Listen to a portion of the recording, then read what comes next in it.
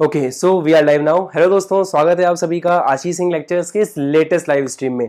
दोस्तों, ये जो लाइव स्ट्रीम है इसमें हम लोग डिस्कस करने वाले हैं चैप्टर नंबर 3 जो हमारा चल रहा है उसके आगे का टॉपिक। और आज हम लोग पूरी तरह से डेडिकेटेडली बात करेंगे SHE के बारे में, अर्थात स्टैंडर्ड हाइड्रोजन इलेक्ट्रोड के बारे में।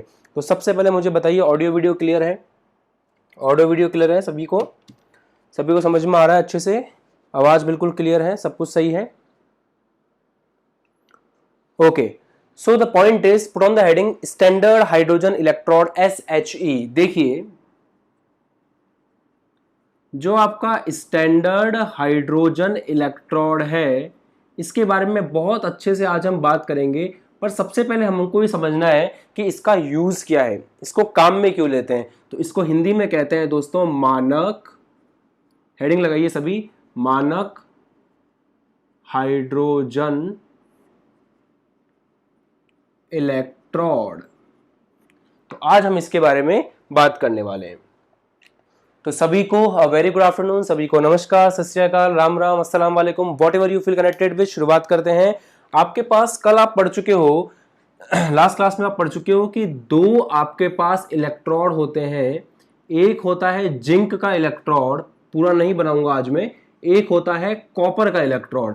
इनको आप कनेक्ट करते हो जिस गैल्वेनोमीटर से, वो गैल्वेनोमीटर आपको माप के देता है ई सेल। वो गैल्वेनोमीटर आपको क्या माप के देता है? ई सेल माप के देता है। और ई सेल क्या चीज होती है? ई सेल का मतलब होता है कि आपका दोनों यहां पे, ई सेल कहलाता है सेल विभव। तुरंत रिवाइज करेंगे फिर आगे बढ़ेंगे। सेल विभव कहलाता है, और सेल विभव दो लोगों का अंतर होता है। कौन दो लोग? आपका ई कैथोड और ई एनोड का। इसको अपन ने ऐसे भी कहा था ना, ई ऑक्स, और इसको हमने कहा था ई रेड।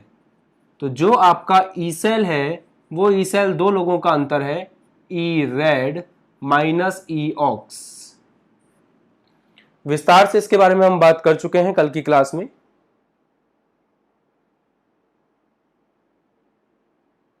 विस्तार से इसके बारे में बात हो चुकी है।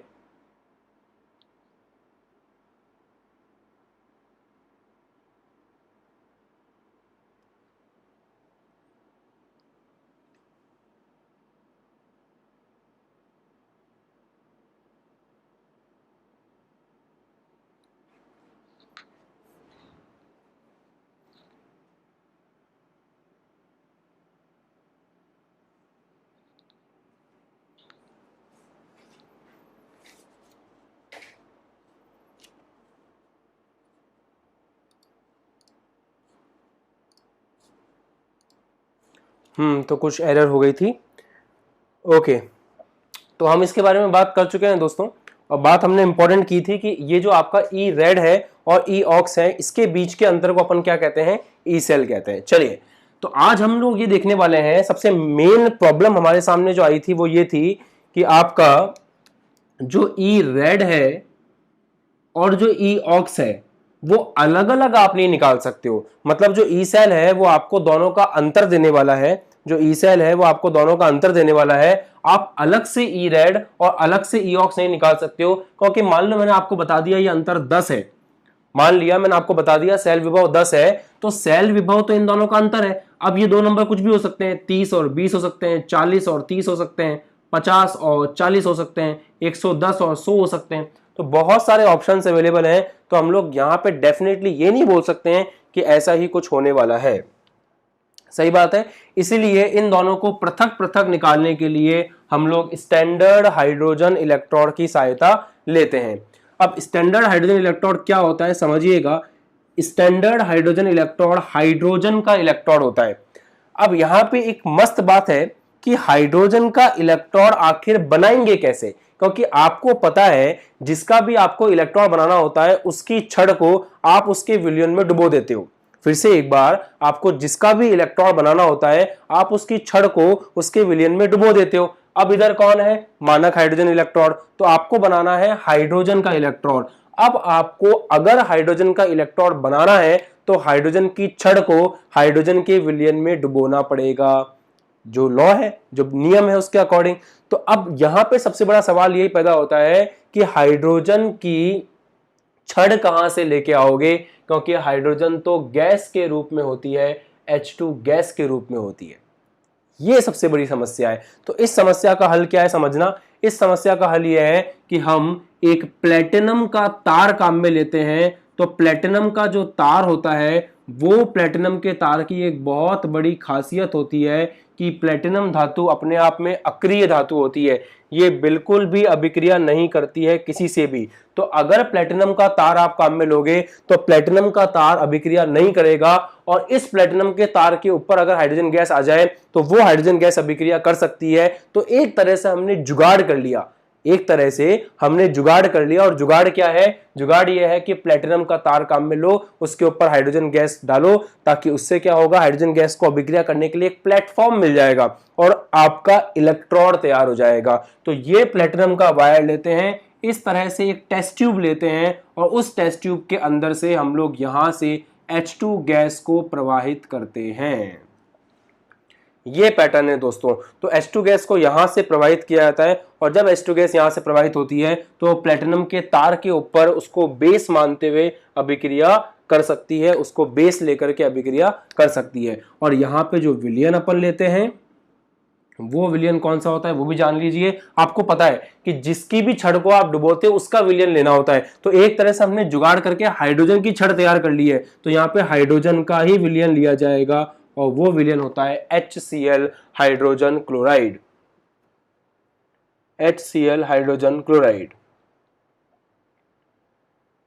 HCl hydrogen chloride. तो इस तरह से बन के तैयार होता है स्टैंडर्ड हाइड्रोजन इलेक्ट्रोड।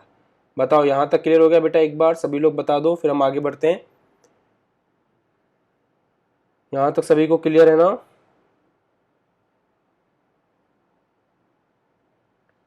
यहां तक कोई समस्या?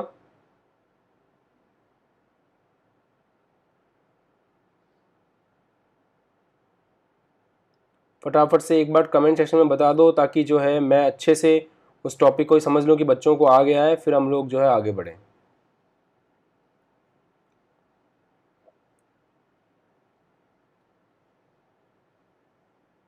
एक बार वापस समझे? ठीक है, वापस समझ लीजिए, कोई टेंशन की बात नहीं है। देखो पॉइंट ये है कि स्टैंडर्ड हाइड्रोजन इलेक्ट्रोड शी का जो सबसे पहले अपन समझ रहे हैं कि उसकी संरचना कैसी है, क्योंकि जब तक इसका कंस्ट्रक्शन नहीं पढ़ोगे, जब तक इसकी संरचना नहीं पढ़ोगे, तब तक ये नहीं समझ पाओगे कि ये काम कैसे करता है। तो इसकी संरचना समझना सबसे पहले इंपॉर्टेंट है। किसी का भी इलेक्ट्रोड बनाने का सबसे पहला नियम यह है कि उसकी छड़ को उसके विलयन में डुबो दो।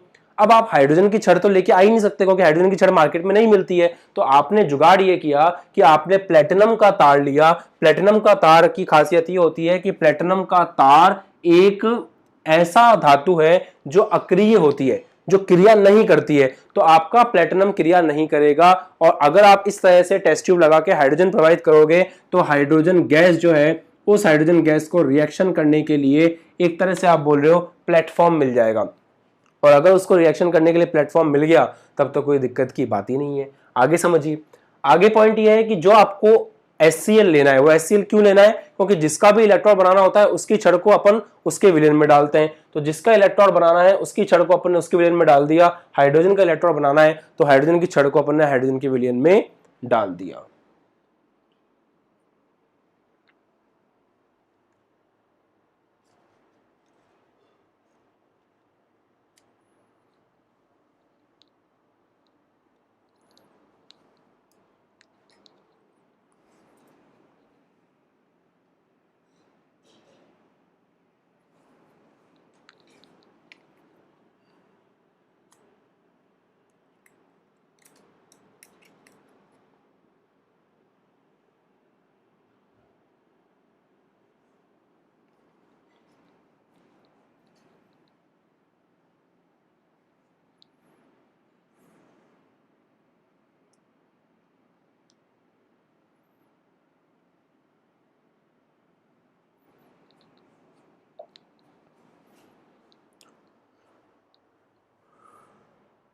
ओके,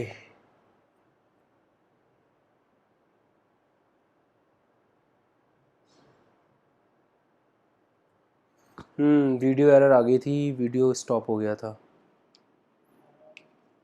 ओके चलिए वापस करते हैं। हाँ, तो यहाँ तक तो बात हो गई थी हमारी कि जो हाइड्रोजन गैस है वो हाइड्रोजन गैस को अपन ने प्लेटफॉर्म दे दिया है। अब समझिए आगे के पॉइंट। अब दो इंपॉर्टेंट पॉइंट हैं जो आपको याद रखने हैं स्टैंडर्ड हाइड्रोजन इलेक्ट्रोड के बारे में, एसएचई के बारे में। सही है, वो दो बातें आपको इंपॉर्टेंट हैं जो बहुत ज़्यादा याद रखने की हैं, वो समझिए। सबसे पहली बात यह है दोस्तों कि जो आपका स्टैंडर्ड हाइड्रोजन इलेक्ट्रोड है, ये स्टैंडर्ड हाइड्रोजन इलेक्ट्रोड का वोल्टेज जो है वो 0 वोल्ट माना जाता है।